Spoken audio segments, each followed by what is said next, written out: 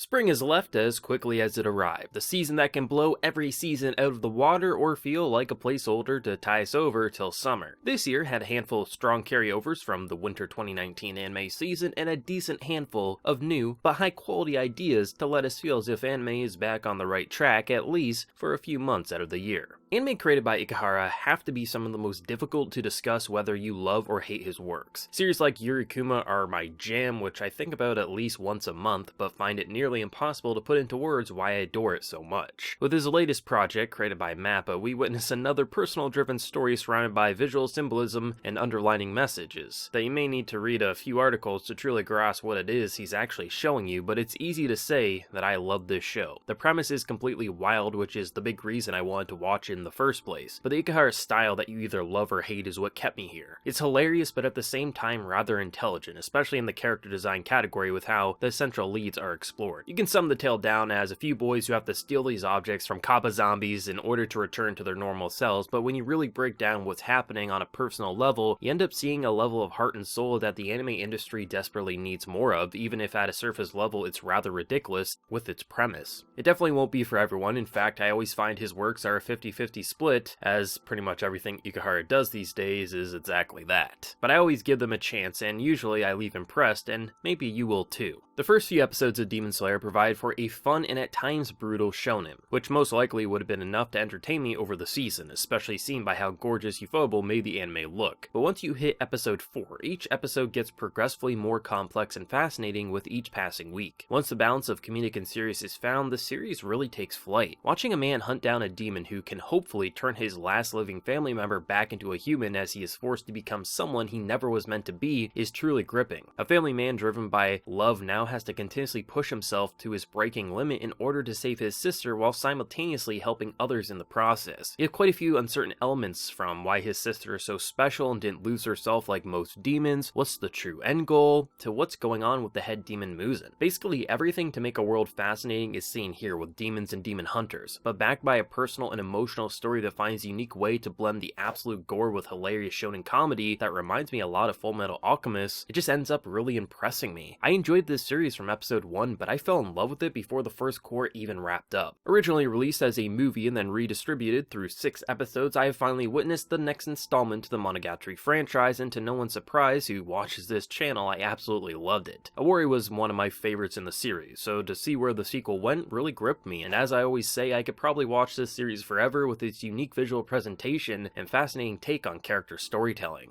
You want the basement? You got it. You want emotionally heartbreaking scenes? You got it. You want questions to keep you dying to see the next episode in season? You got it. You want answers to shatter your mind? Oh baby, you got it. From a manga reader's point of view, there really is no better way, both on a visual and directed level, to bring Isayama's story to life than what's seen here. Meaning there's so many episodes that you'll find yourself saying this is the best episode of the series to date, to then the following week you catch yourself saying the exact same thing. This arc is the most action heavy yet, while simultaneously being the most emotional and well written. Now anime onlys can see why I say Attack on Titan is my favorite series across all mediums. Those past events were more complex than you gave credit to, the future of the story continues to get more insane, and the present is just emotionally gripping. This one I'm pretty torn on. I was a big fan of season 1, but unlike with most who watched it for the visuals, those to me were just an added bonus. What I was mainly watching for was the interesting take on the hero formula. But unfortunately, due to a production committee not caring about quality but rather just wanting another season this year rather than waiting for the old team to return or giving a studio like JC staff the time to polish season 2, they had to rush and the quality shows. This is on the production committee, not JC staff.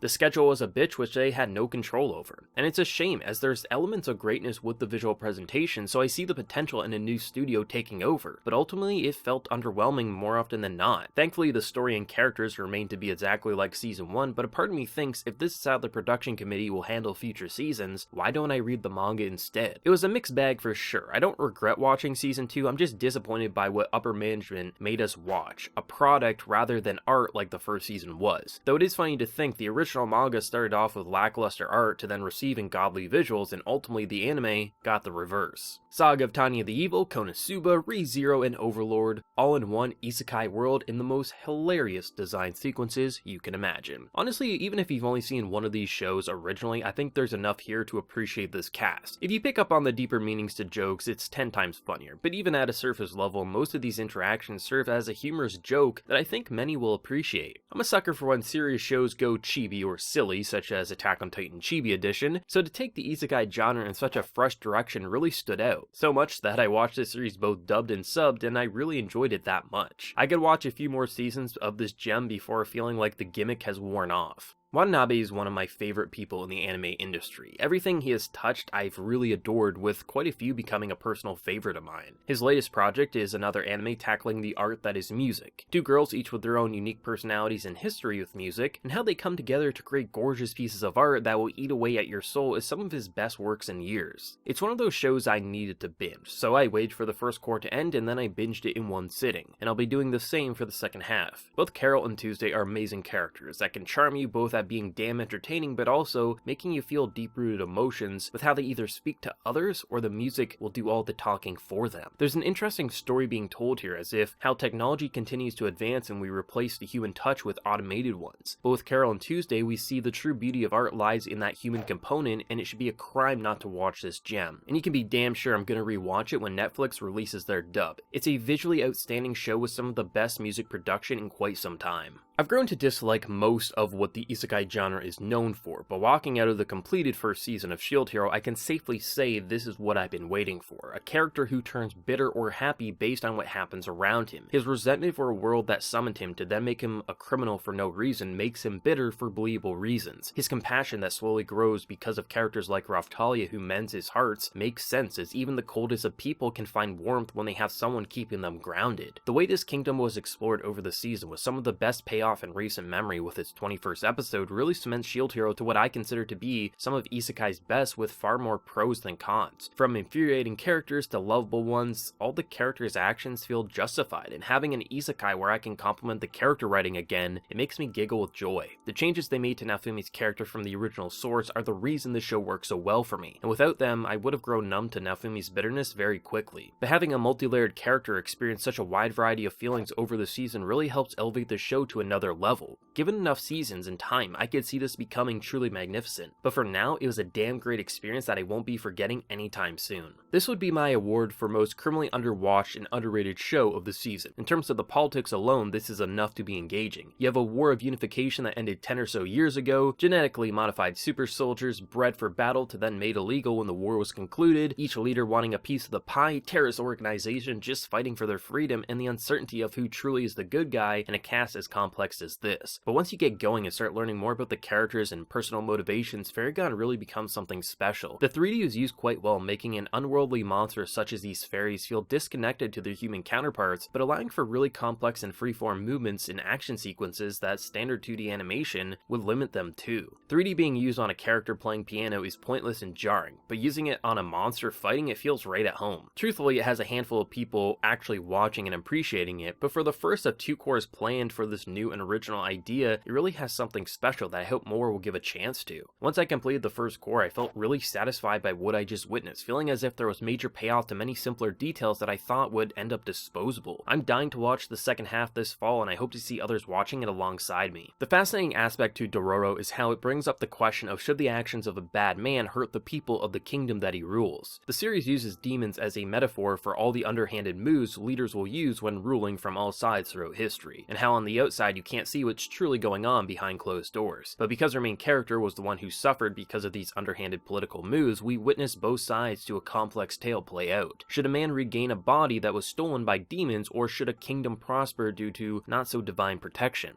No matter the country or leader, even in reality, your success is what matters, and in result, someone will pay the price no matter how just a ruler looks on the outside. What we see here isn't really different from other areas from our own history, sacrificing infants to religion, or having leaders hurt others for their own success. It's all throughout our history, the good and the bad. But when thousands of lives versus one man are on the table, it really delivers a tale where you don't know how it should or even can end. MAPPA really outdid themselves, reinventing this classic manga in a modern light, and over the past 2 seasons has provided for some of the most emotionally complex stories I think the studio has ever produced. This is some of historical anime's best, and past one episode having some directorial hiccups, the entire package is utterly fantastic. If you want to create your own JoJo at home, follow Golden Wind's recipe for success. Take all the interesting elements of past villains, add a cup of backstory and motivation allowing for them to feel like people alongside the central cast, shave off the excess fat of the main cast, leaving just the juicy bits, as to have the perfect ensemble cast of characters, each able to lead the episodes that they're in.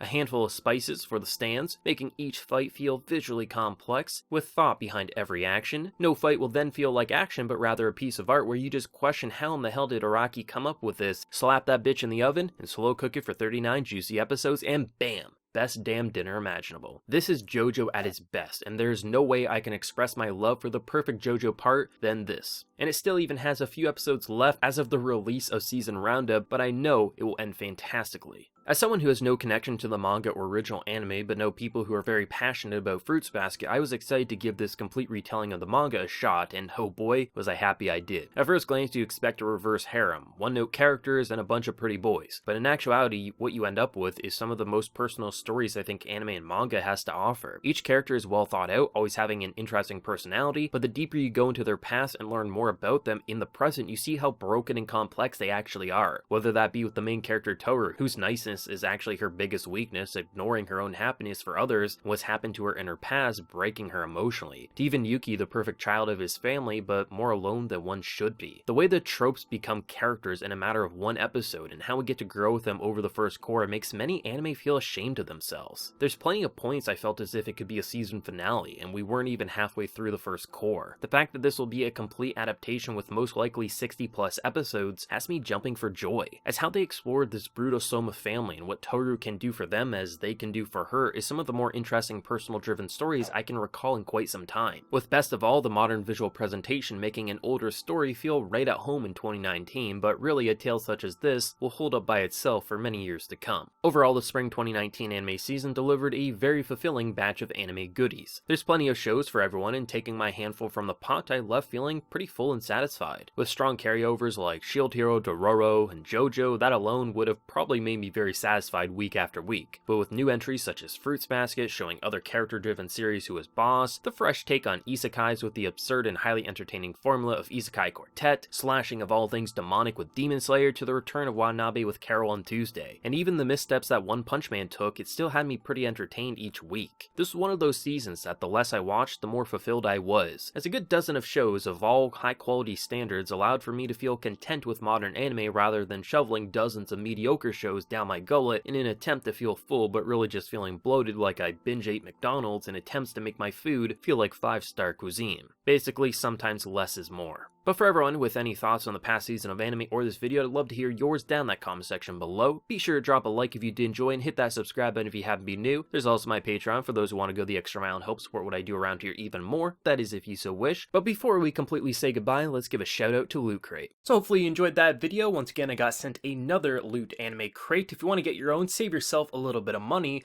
while also helping to support the channel, you can do so using my coupon code as well as my promo link, which are always down in the description down below. This month's crate has a lot less items than I'm typically used to, as someone getting these for free doesn't bother me. However, I could understand if you did pay for this, maybe you find it a bit of a letdown, but I got 2 items in this box that I really enjoyed, so let's showcase those. The first of which is a ReZero mug. Now I have to say, I would have spent 15 bucks on this. I think it's pretty freaking cool.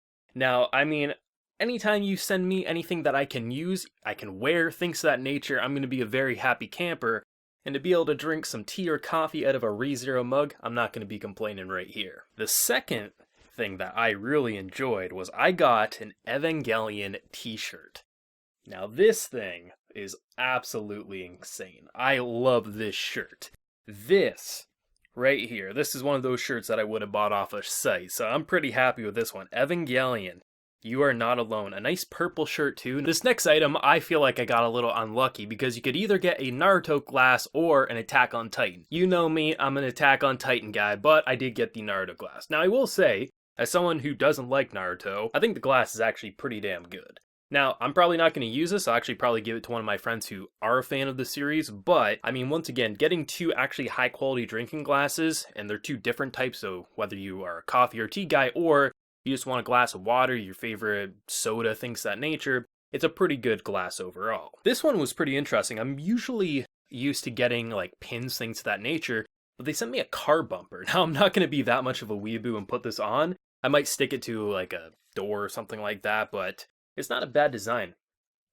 And then, of course, you get, instead of like a poster this month, they sent me this, which I actually like their posters, so it's a bit of a shame not getting one, but the Odyssey crate, which you get the ReZero mini teacup, you get a Naruto glass or an Attack on Titan blind box figure. I would have preferred the figure personally. It says I either get a Voltron, Castlevania, or Overwatch shirt. I think that's more of a gaming side over there, but I got Evangelion t-shirt, so I'm pretty happy. And then you get a Yume bumper sticker. The bumper sticker, like I said, I'm not going to put on my car, but I will put probably somewhere on my wall or something of that nature. So instead of a poster, I guess I get a bumper sticker, which is alright. Overall though, I'm pretty happy with the ReZero mug as well as the t-shirt. However, it definitely feels like there was a lot less in this month's box, so hopefully future months will pick up. But if you do want to pick yourself up a loot crate, save yourself a bit of money, and also help to support the channel, my link and coupon code always down in the description down below. Thank you again to Loot Crate for sending me this month's box. So until next time everyone, please take care, and have a good one.